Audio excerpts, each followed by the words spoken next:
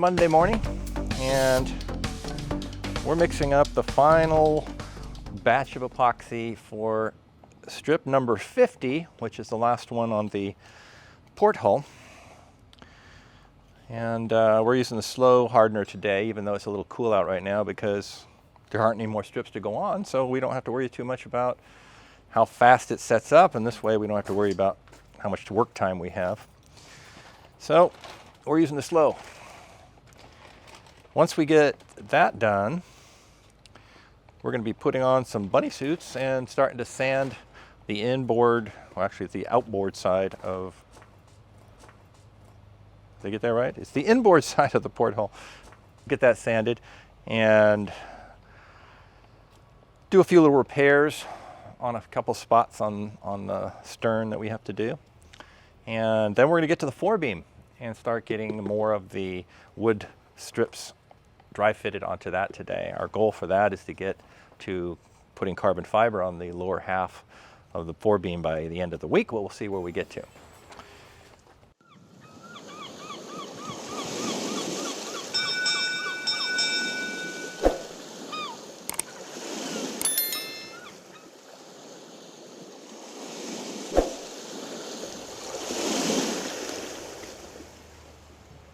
Some microfibers in here, 3% by weight. Then we'll put in silica next.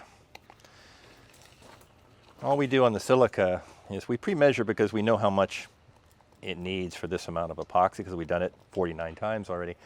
But really what we're just putting in enough to get it to a mayonnaise-like consistency. So go ahead. So we put in a measured amount and then we just check it, make sure that it's looking and feeling like the right consistency. Doesn't take all that long.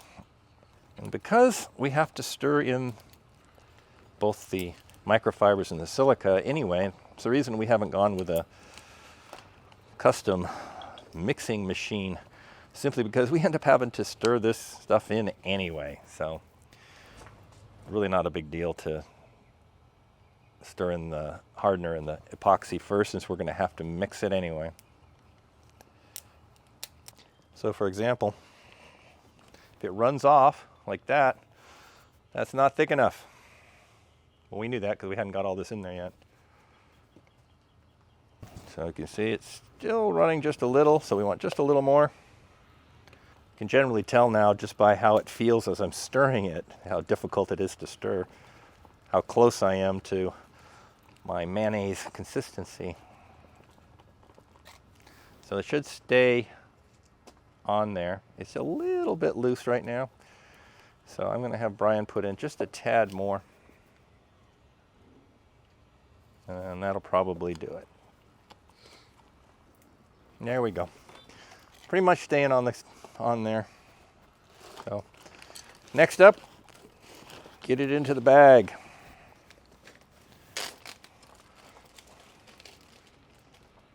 And we're not too much of a hurry today because this is a slow hardener and the weather is fairly cool, so this isn't going to kick as swiftly as it can.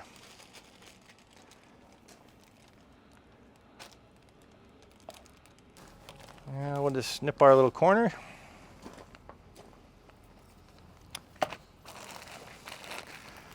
And we're off to the races.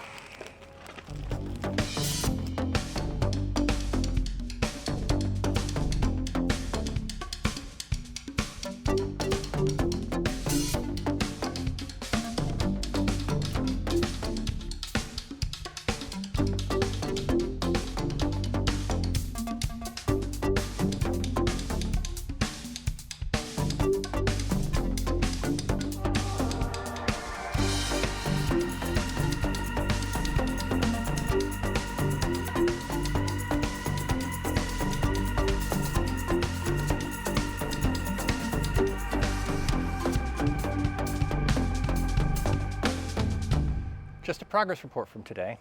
So this morning we got the final strip on, yay! Which means that the entire strip planks are all epoxied on. Of course, that doesn't end the work. We've got a lot of work to go still, but at least the epoxy work is done getting all the strips on. So what we did after that is we started sanding, and if you can probably see that from the dull section, we sanded back to right there where it gets shiny again. So we still have to go down the end, and over the next couple days we'll sand a little bit of that each day, you know, a 10-foot section or so, because that'd take some work to do that. And then when we get that done, we'll move around and start sanding this side off. But this side's going to go a lot faster because we did a much cleaner job of the whole thing. So once we get the difficult side done there, we'll get to the easier side and get that sanded as well. Now, you can't see it over here. Brian's already closed it up, but we did a lot of work on adding some more joints to the wood slats because they're still not holding. So we're adding those better joints to a lot more of them right now. And we'll get it done. And there's just some learning curve here, and we're not sure why they're letting loose when other people from Schoening have done the simple 45 angle cut, angle joint, but we're doing a much more complex joint to make them stronger. We've had some more trouble with the joints in the Forebeam, so we're re-gluing those, so we can't really apply those this morning. But we have plenty of sanding to go, and if you look down the hole here, you can see where we stopped, and so we've only got about a third of one side done right now, so we need to continue. So we're going to go ahead and use the Bondo sanding disc and continue on backwards. But meanwhile, we're also going to take our flexi sander and start going over what we've already sanded up here with the Bondo one, because this will curve over and match the curvature of the boat, and so we can get some of the washboard effect that we get out of using such a small disc when we're sanding off the epoxy, and get it to smooth out with a larger surface on it.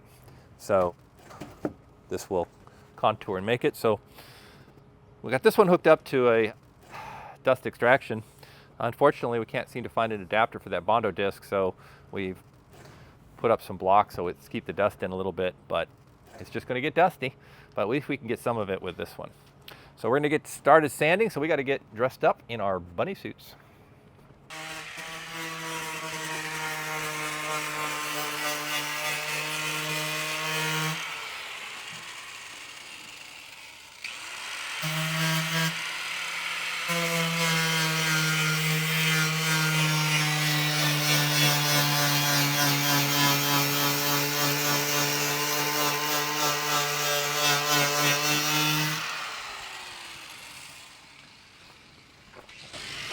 Another nice thing about that Bondo disc, I'm going to get away from him so we can get from the noise.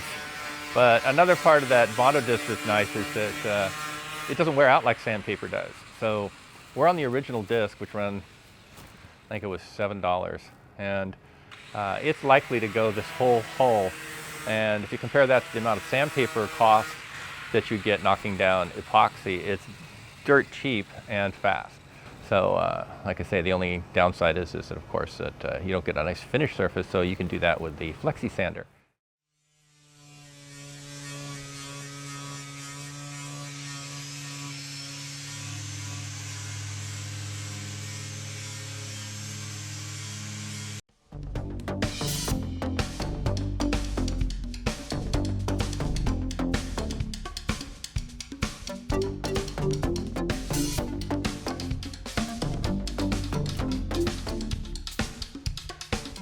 So the flexi sander is taking off a lot of the washboard effect now, so we're getting to be pretty smooth down the hull here. The dull parts you see there are still where we exposed a little bit of foam on the edges. I'm getting rid of that faceting, but this is nice and smooth now. And remember that this isn't the final surface for the outside of the boat. This is just the foam underneath. We're going to be laying down basalt with epoxy over the top of this with multiple layers. Then we're going to be sanding that a little bit, and we're going to be putting fairing compound on top of that, and that will get us the final perfectly smooth surface on here. But this is really close already. it's looking really good. So quite happy with where that's coming out, like particularly on this more difficult part that we made more difficult by having too much excess on there. But all that excess is off now. So we're down to just the boards, and they're all scuffed up so that the basalt will adhere to this nicely once we, of course, clean it all with acetone and stuff. So this is looking really good, and it'll be ready for the next phase. Well, we just got to keep going. Brian's up there with the Bondo shaping disc, and Bondo shaping.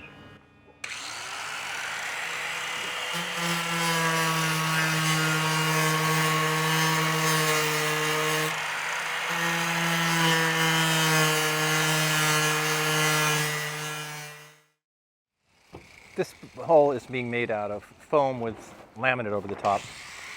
And by the time you've epoxied this laminated foam on here, this thing is solid as a rock. But this isn't where the main strength of this is going to come in. It's really going to be the layers of basalt, which will make this thing far stronger than even fiberglassing multiple layers on, because basalt is stronger than typical e-glass and greater to impact resistance. And so this will become exceedingly strong. Even though it seems strong right now, it'll become far stronger once we encase this in multiple layers of basalt, to the point where it's practically bulletproof. Now you say, it's not really bulletproof, that's just a saying. No, I mean it's really just about bulletproof. And there's a video online of a basalt boat that they shoot with a high-powered rifle and it bounces off. And so we don't know if this one will be that bulletproof, but it's certainly possible. So we'll probably go out and do a little test and take a piece of foam that we have left over, scrap, coat it in several layers of basalt, and we'll stress test it. We'll run it over and have impact hit it, and possibly we'll take it to a shooting range and shoot it, just to show how strong that basalt is going to be on top of a hull that's already incredibly sound right now. So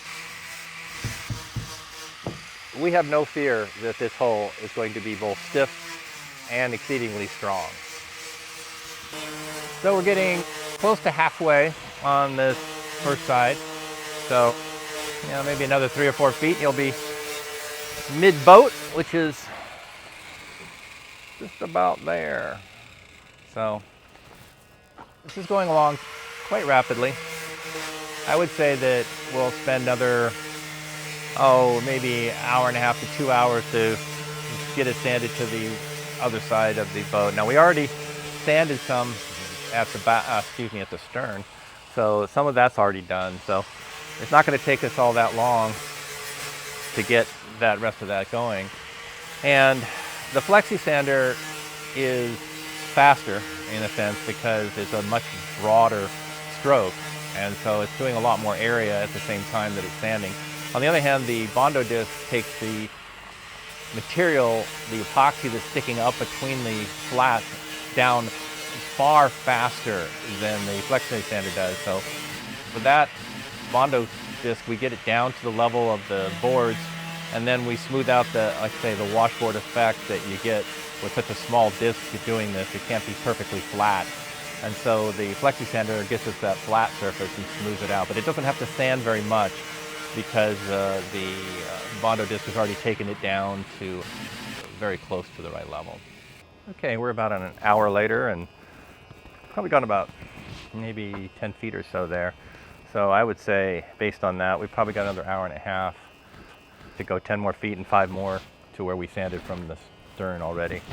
So probably get to that after lunch, but we'll see how far we get. We still got a few more minutes.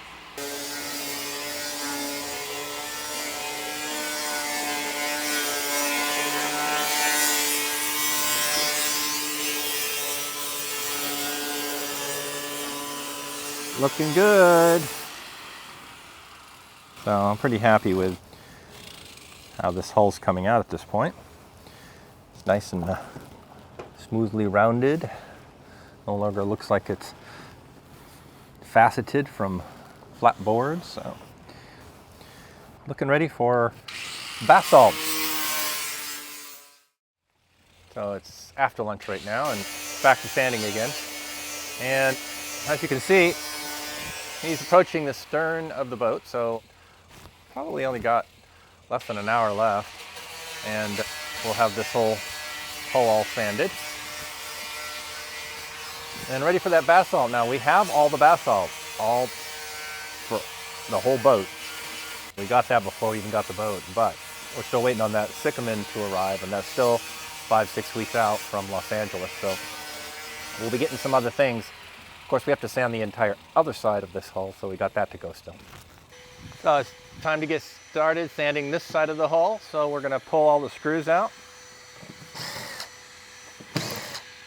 All except the very top and the very bottom, because we want it to hold the shape.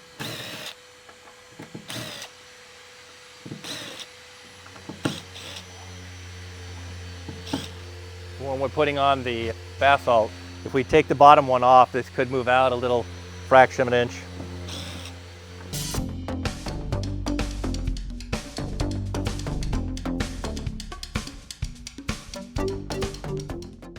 Just to wrap up for Friday, we have finished sanding the entire hull on this side, and we've gotten the other side to the point where it's pretty much ready to sand.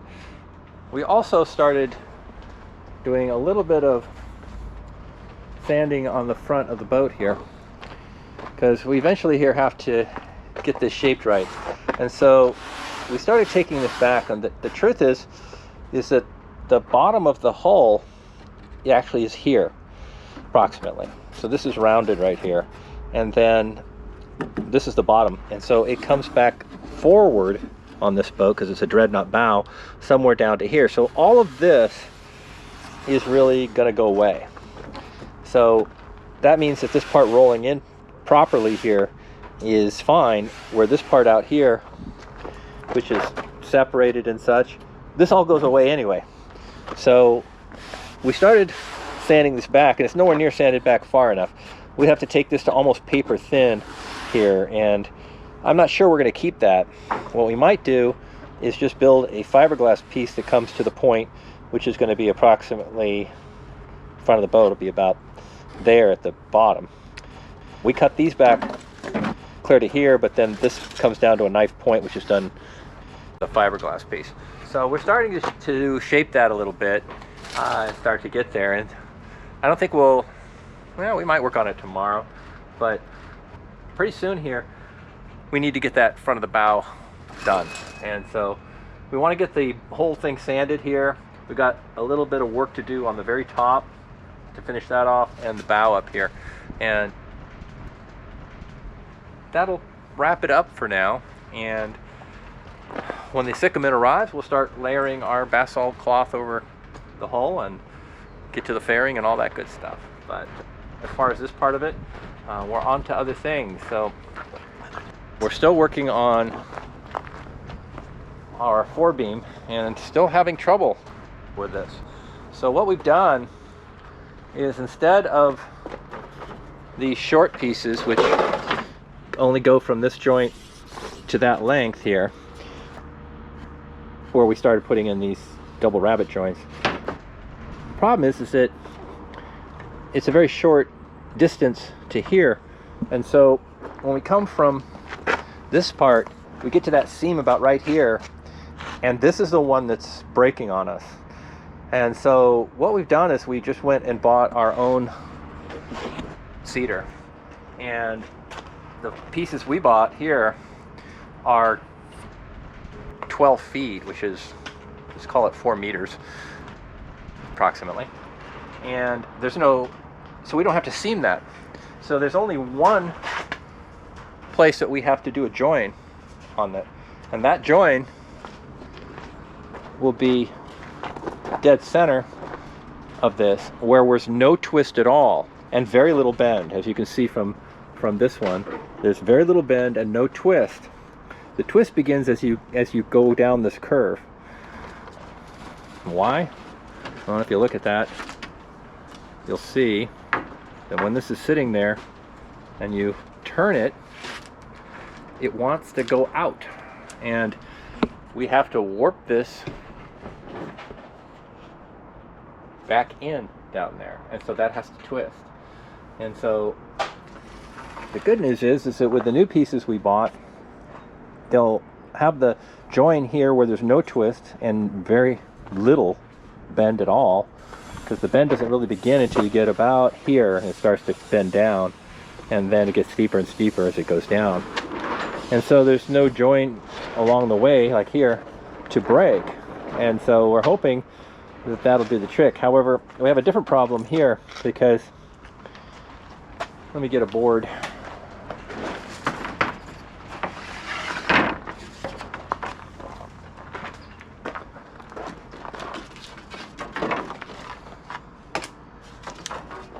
The problem we have on this one is that by the time this is up against this curve here, like that, it's almost vertical. And now you can see where that board wants to be, straight out into space out there. And so we're going to have to warp that down. But instead of warping on the flat side, like this one is doing, it's trying to warp on the longer side. So we tried it, and it immediately broke a board, even one without any joins in it. And so what we're going to do now is we're going to cut a kerf into this to allow it to bend better. And this was a suggestion by Schoening to do that. And so we'll show you what we mean by a kerf. Basically, it's a slice part way up through the curved section to allow it to become two pieces that bend easier than a single, more solid piece. So a lot of trouble on getting these boards not to break, or the joints not to let loose. So we're getting it solved, and we're tried a lot of different things, different kinds of joins, different kinds of wood, less divisions in the wood, so less joins. We're trying all kinds of things, and we're up to the kerf there. Now, if any of you think, well, why aren't you wetting the wood? Well, that's an option. However, Schoening doesn't really want us to do that. They don't want this wood being in any way, shape, or form moist or damp when we're going to seal it up inside the carbon fiber. And so they said, we'd rather you didn't do that. We'd rather you cut kerf joints and other things. So we're following their instructions, and we're not going to try to wet the lumber yet.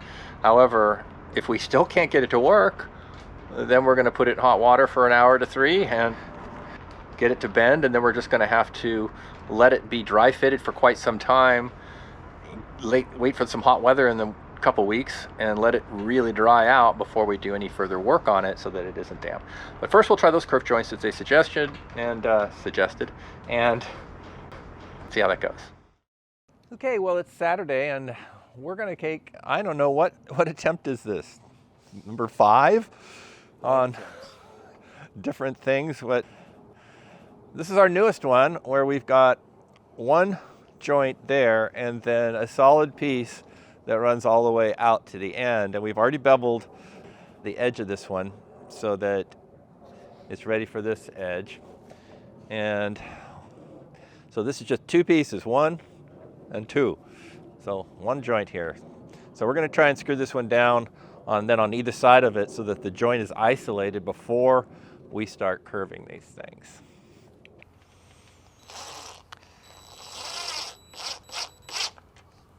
All right, one on the other side.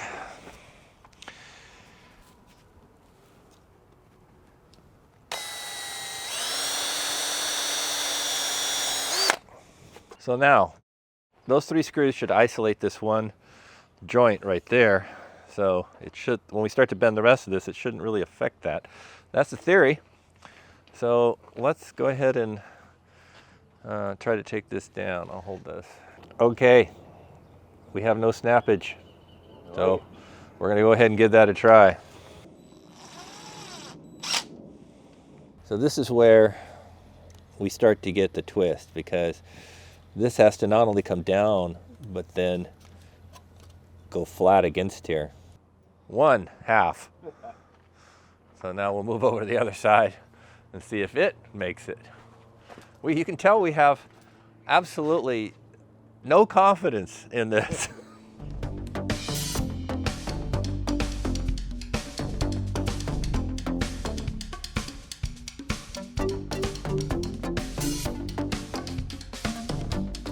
The first one is in, and we've gotten this far once before with that first one. And then what happened was, maybe a half hour later, the seam that was right here just broke on both sides, because it's sitting here under pressure right now.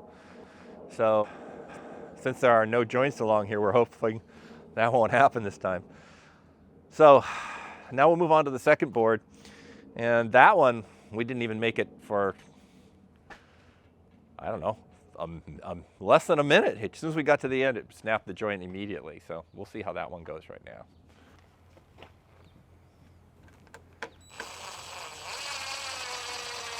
So far, so good. They're coming along here.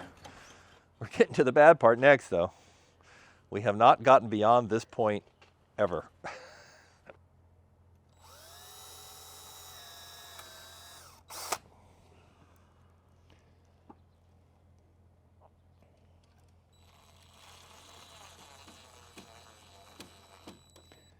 And this is as far as we've ever gotten. We never got this last screw in.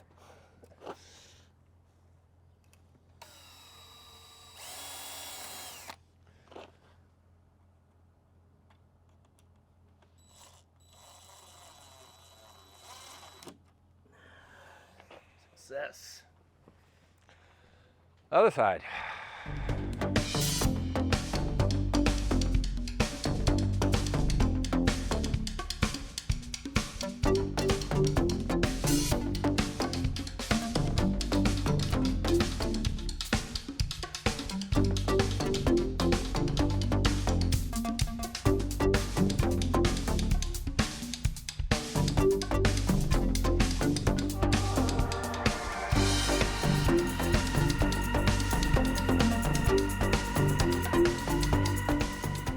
All right, well, we're having success so far. We have 2.5 in. And if you look down this line here, you can really see where that twist comes as it starts to roll off towards the end there. Okay, so we have the first 4 in without breaking anything. So much further than we've been getting. Well, with our success here of our new longer cedar strips that we got, we decided to just go ahead and continue with the longer one. So we purchased some more cedar, and now we've got to rip them into 4 pieces basically. And also they're a little too thick, so we'll have to cut them down as well for the width that's on here. And it's working though, so we'll stick with what's working. Okay.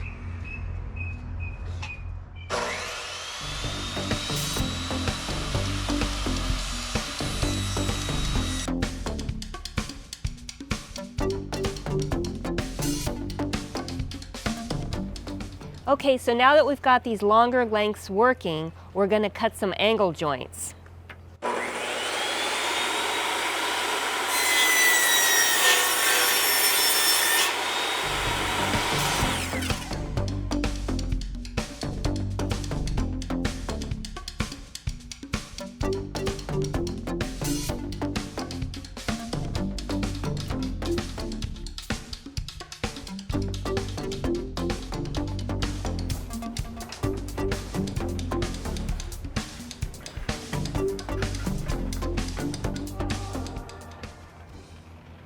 So our jig was set up previously for some other boards and we were adapting it, and by the time we got epoxy all over it for a while and stuff, we just decided to redo the whole thing with new blocks. And so we just took it all off and put new tape down, wrapped these in tape. And so now we're taking our new ones that are full-length boards that are working out quite well now. Well, half length, I should say. So they only have the one seam in the very center, and so that's working out without any troubles when we bend and twist them. So now we've got epoxy in these joints, so we're setting up this new jig here.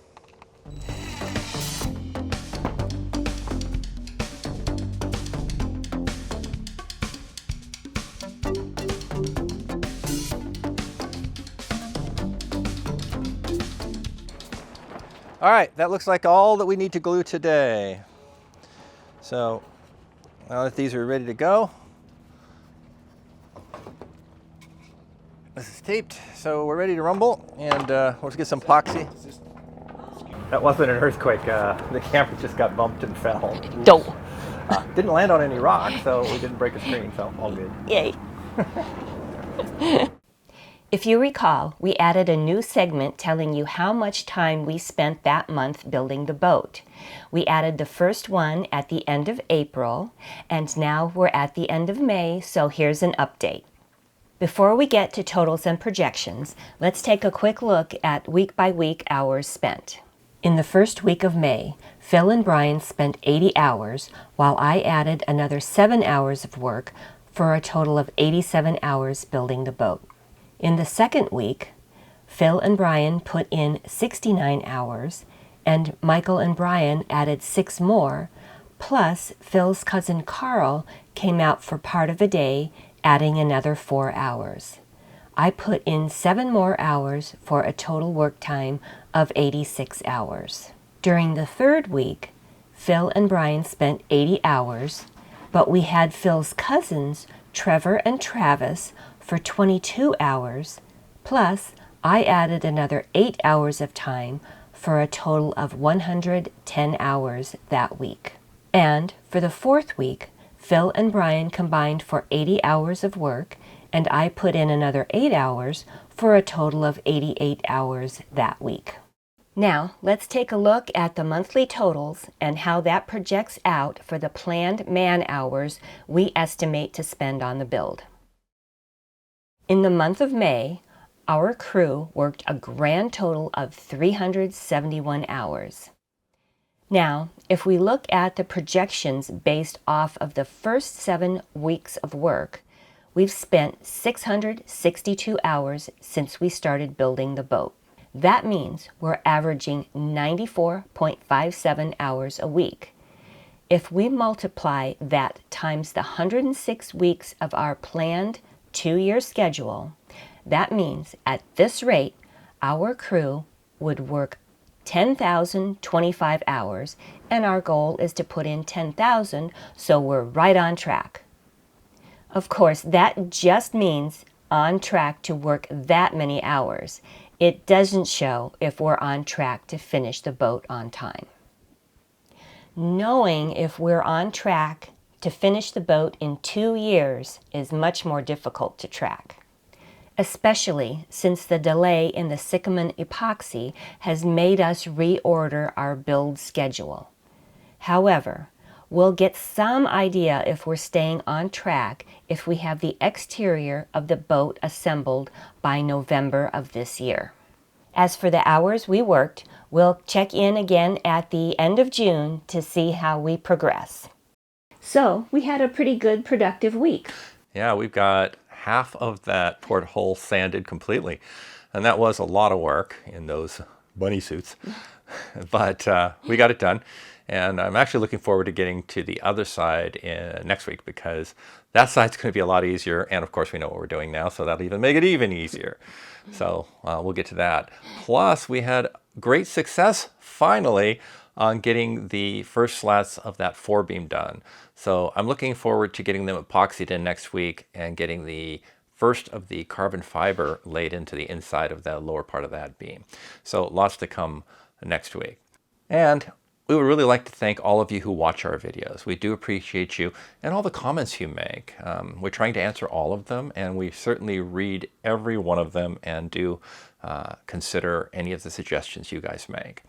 Also, we'd like to thank our patrons. They are helping our project immensely. So that's it for this week. Don't forget to like and subscribe and click on the bell icon to be notified of our next video. And we'll see you next week. Bye.